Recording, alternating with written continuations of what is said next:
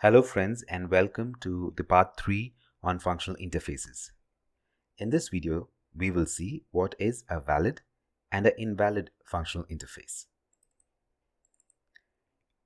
As from the previous video, we saw how to define a functional interface.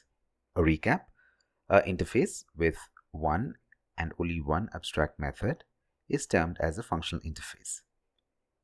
And we should use this annotation, which is @functional interface, which will tell the compiler that this is a functional interface and not a normal interface. So with this annotation would do a compile time check, and if we are planning to add, or if you by mistake add another abstract method, it will flag an error at compile time. So that is a valid functional interface. Now let's see what is an invalid functional interface look like. So in this example, as you can see, this is an invalid functional interface. The reason being, there are more than one public abstract method. In this example, we have two.